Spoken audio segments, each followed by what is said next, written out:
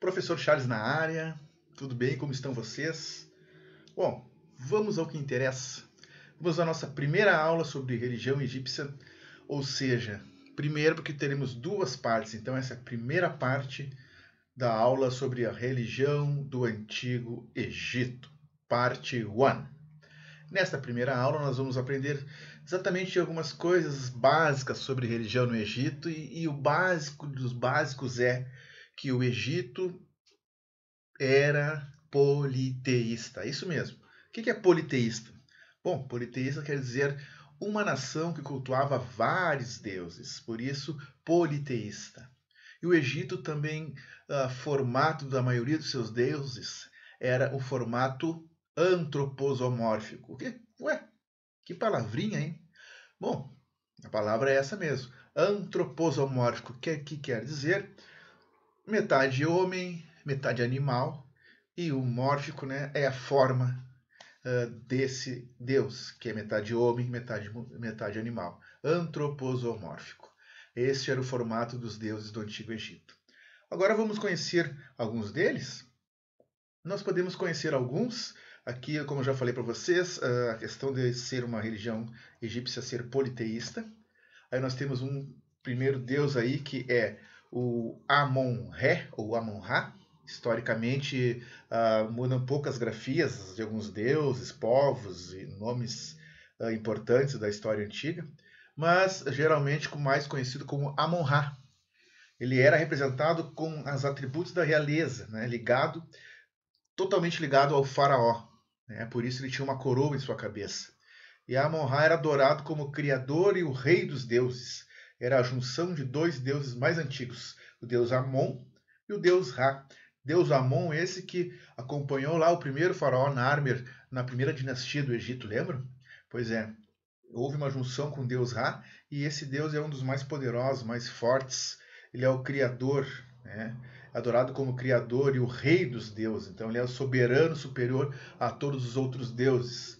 Não digo que seja mais importante, porque no Egito todos os deuses, cada um tem uma função, mas ele é o mais poderoso, o mais forte. Amon-Ra, também conhecido como o deus Sol. Depois nós temos um outro que é Osíris, exatamente Osíris. Começou por ser venerado como o deus da fertilidade, que é esta foto que você tem aí na tela. Depois teve uma variação e começou a ser chamado como o deus dos mortos, exatamente, o deus dos mortos.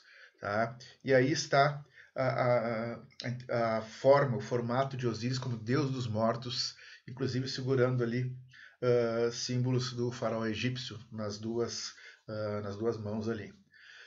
Osíris, então, deus dos mortos. O próximo deus ou deusa é Ísis. É uma deusa, é a esposa e irmã de Osíris. Esposa de Osíris, Ísis.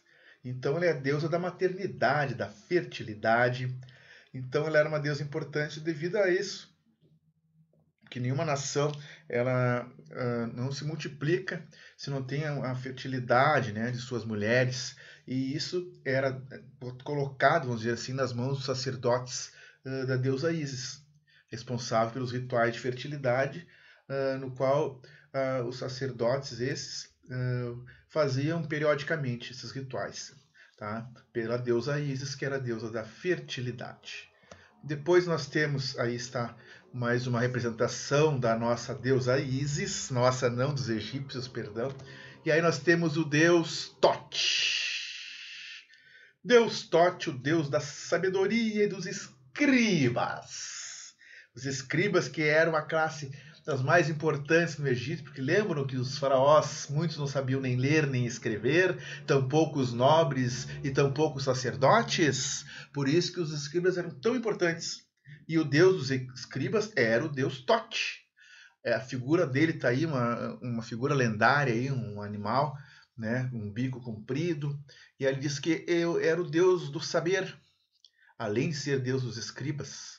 Então, representado geralmente por um babuíno ou com uma ibis, que você está vendo aí na foto. Essa é uma ibis, uma ave, e começou a ser associado também aos mortos. porque ele que registrava a decisão de Anubis, o deus dos mortos, em relação à alma da pessoa morta. Né? Então, existia alguns rituais, depois eu vou mostrar para vocês na próxima aula, que alguns deuses participavam relacionados à passagem das pessoas, dos egípcios, principalmente dos faraós, deste mundo para o mundo além dos mortos. Então, Deus Tote, Anubis, Osíris participavam desse ritual dos mortos. E aí está o Deus Tote da sabedoria e dos escribas. Mais uma vez, ele representado em formato antroposomórfico, cabeça de pássaro, né, e corpo humano. Depois nós temos Horus. Horus, o deus falcão, protetor dos faraós. Inclusive, nesse papiro, ele está ali junto aos hieróglifos egípcios com a coroa do faraó, uma famosa coroa do faraó, que reunia os dois Egitos, né, o Alto e o Baixo Egito. Deus Horus é o deus falcão, aqui na sua forma antroposomórfica, metade animal, ou cabeça de animal, restante de ser humano. Deus falcão era protetor dos faraós. Anubis, o deus cabeça de chacal, muito temido por alguns egípcios, mas ele era conhecido como o padroeiro dos embalsamadores. Isso, ele estava envolvido estritamente com o ritual da mumificação do faraó. Né? O deus Anubis, ele era o responsável, o que abençoava, entre aspas, né, a mumificação do faraó. Ele era o senhor e protetor dos mortos, além disso tudo. Então era um deus relacionado à morte muito importante. Aí está Anubis, juntamente nessa figura mostrando o ritual da mumificação. Tá? Ali tem uma esfinge, uma múmia de um faraó, uma múmia de um faraó, e Anubis está ali fazendo o ritual. Depois nós temos a deusa Maat, a deusa da verdade, da justiça, da conduta ordeira. Essa deusa até me agradou, né? Porque traz algo importante para a sociedade que nós vivemos, que é justiça, verdade e ordem.